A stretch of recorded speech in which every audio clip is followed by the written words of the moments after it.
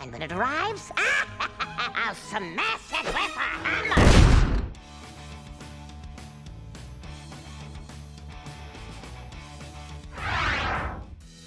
Number 10. John Cleas as Jean-Bob, the Swan Princess. Actor John Cleas lent his own distinctive English accent to King Harold in Shrek 2. Stop being such a drama king. Fine, pretend there's nothing wrong. La-di-da-di-da-di-da, isn't it all wonderful? However, it wasn't the first time he'd voiced an animated amphibian. 90s kids may remember his gloriously over-the-top performance in The Swan Princess as Jean-Bob the French frog. When she learns that I have risked my life for them, the kissing will not stop. And then you'll change into a prince. Precisely. Princess Odette's little green sidekick is vain, pompous, and convinced that he's actually a prince. Yes, the character is a total stereotype and the accent leaves a lot to be desired, but Cleas throws absolutely everything at the role. He gives a fast, funny performance that squeezes every joke out of the script. Mr. Lorenzo trudge along. Friends call me Speed. And Jean-Bob. I have no friends, only servants, and they call me Your Highness. The movie wouldn't nearly be as fun without him. Number 9. Ian McKellen as the Toad, Fleshed Away. The cast of Aardman and DreamWorks' collaboration Fleshed Away is chock full of British acting talent, from Kate Winslet to Bill Nighy. Blimey, it's cold. That's why I wore my mittens. Huh? Men don't wear mittens! Take it off! You're embarrassing me! Well, it's all right for you. You got little hands. But Ian McKellen stands out amongst the greats in that crowd with a bombastic performance as the villainous Toad. His Toad has a deep voice that is oozing with evil. Forget the ruby! It's the master cable that I want. Although he lives in a sewer, the character feels more like a regal Bond villain instead of an underground dweller. As the one-time pet of the young Prince Charles, the fleshed-away antagonist has delusions of grandeur and a devious plan to destroy the city of Ratropolis. Cheer your old dad up. Poor daddy. Surrounded by filthy rats in this joyless, sunless void. As McKellen revels in every bit of wickedness, we are completely here for it. Number 8. Jeremy Irons as Scar, the Lion King. While British accented villains have become a cliché, Jeremy Irons' tones were just perfect for Scar. Oh dear, I've said too much. Well, I suppose you'd have found out sooner or later. You being so clever and all. Since The Lion King shares quite a few similarities with Hamlet, the filmmakers wanted an actor with a Shakespearean pedigree to take on the role. They were also looking for someone with a patronizing quality to their voice. Irons' sardonic tone contrasted perfectly with the rich and warm bass provided by James Earl Jones for Mufasa. Oh, I shall practice my curtsy. Don't turn your back on me, Scar. Oh no, Mufasa. Perhaps you shouldn't turn your back on me. Irons switched up the pacing and wording of his lines to make each piece of dialogue stand out. He even damaged his vocal cords during the recording of Be Prepared. The point that I must emphasize is... You won't get a sniff without me! Ultimately, Irons' choice to go above and beyond led to the creation of an iconic villain. Number 7. Billy Crystal as Mike Wasowski, Monsters, Inc. Billy Crystal's everyman persona, comedy chops, and distinctive voice made him the perfect fit for Monsters, Inc.'s Mike Wasowski. We do the voices first, and then they animate to what we do, because we play around so much. This little one-eyed green guy is the movie's hero and best friend to John Goodman's Sully. While Goodman's kind tones turn the big blue hairy monster into a gentle giant, Crystal gets all the laughs. Using mainly spoons, we dig a tunnel under the city and release it into the wild. Spoons.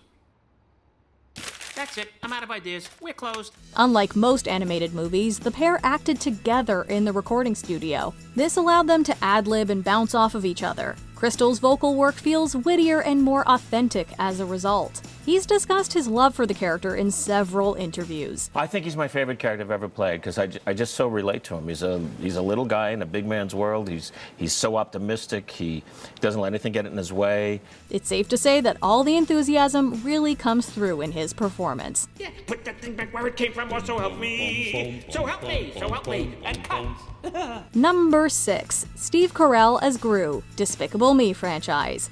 Every good villain needs a distinctive speaking voice. If the accent isn't British, then it has to be Eastern European? What is Gru's accent anyway? I feel like that's a dig on my performance. They love me! He's from not here. And that's really all you need to know. Whatever he was aiming for, Steve Carell had a lot of fun with the role. The comic actor really hams things up as the movie's lovable lead. We are going to steal! Pause for effect. His unusual accent makes even the most basic bits of dialogue sparkle with bizarre humor. And thanks to Carell's seemingly endless supply of energy, there's not a single line that falls flat. It's like my heart is a tooth, and it's got a cavity that can only be filled with children. Carell definitely understood that the assignment was to bring light and shade to a character who remains totally over the top. While he may call himself a villain, it's hard not to instantly warm up to Gru. Now make them drink the milk. Oh, I don't like this book. This is going on forever. Number 5. Jack Black as Po, Kung Fu Panda franchise. We know that Jack Black will always give everything he's got to any role he ends up in. However, there's something special about his role as Po. What is that noise you're making? Laughter? I never heard of it. Work hard, Panda. Maybe someday you will have ears like mine. The Kung Fu Panda franchise calls for more than funny dialogue. Since it's filled to the brim with kung fu sequences, training montages, and furious fight scenes, Black has to make a ton of expressive noises. What are you gonna do, big guy? Sit on me? Don't tempt me. Now, I'm gonna use this. You want it?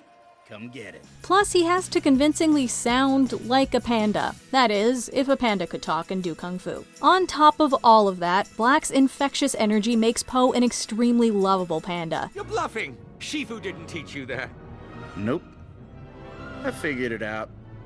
Skadoosh. His enthusiastic vocals made us feel like this unlikely dragon warrior would be a ton of fun to spar with. Justice! The most important meal of the day. Number 4. Tom Hanks as Woody, the Toy Story franchise. Like all the best comedy characters, Andy's favorite cowboy doll is definitely a flawed hero. Sorry, howdy. My name is Woody, and this is Andy's room. That's all I wanted to say. And also, there has been a bit of a mix-up. This is my spot, see? When Buzz comes into his life, he quickly transforms from a completely nice guy to a petty, jealous, and angry version of himself. Hanks plays the contrast with great skill and humor. Watching Woody get increasingly frustrated with the unflappable Buzz is always a ton of fun.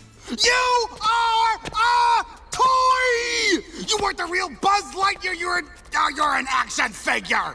You are a child's plaything! Luckily, there's plenty of other issues that stress the cowboy out along the way. Just a sec. Buzz, will you get up here and give me a hand? That's very funny, Buzz. This is serious! Thankfully, Hanks never holds back whenever Woody flies off the handle. He manages to keep the character on the right side of likable, even when he's totally in the wrong. Number 3. Eartha Kitt as Yzma, the Emperor's New Groove. Eartha Kitt was well known for being the beautiful and raspy voice behind Santa Baby. I really do believe in you. Let's see if you believe in me. At the turn of the millennium, she added a new iconic performance to her resume when she played Yzma. What? A llama? He's supposed to be dead! Kitt plays a wicked and scheming character who's determined to steal the throne from Emperor Cusco. During her journey, she gets to aim a lot of her venom at her lovable assistant Kronk. Kitt's incredible comedic timing made it easy for her to steal every scene she's in. This act of highest treason has but one punishment. Death! Gods! Take him away! And the actress made us love how eccentric the character was, no matter what sinister act she was trying to get away with. Thanks to Kitt's commitment to the role, Yzma was one of the most memorable characters in the movie. Pull the lever, Kronk. Why do we even have that lever? Number 2. Eddie Murphy as Donkey, the Shrek franchise. While the Shrek franchise is known for its irreverent comedy, one of the best things about Eddie Murphy's Donkey is how adorably earnest he is. Oh, and it is lovely, just beautiful. You know you are quite a decorator. It's amazing what you've done with such a modest budget. I like that boulder. That is a nice boulder.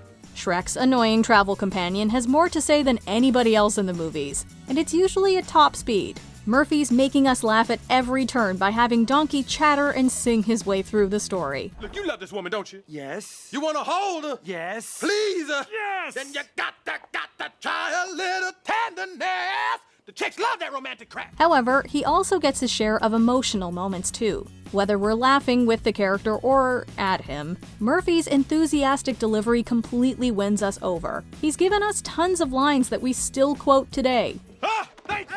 What do you know? Oh, this is gonna be fun. We can stay up late, swapping manly stories, and in the morning, I'm making waffles. Although we loved Murphy as Mushu, Donkey is arguably his more iconic animated role. All right, that's it. Dishonor. Dishonor on your whole family. Make a note of this. Dishonor on you. Dishonor on your cow. Before we unveil our top pick, here are a few honorable mentions. Dwayne "The Rock" Johnson as Maui, Moana. A big personality like Maui had the support of an energetic and singing Johnson. Look at that mini Maui. Just look at that.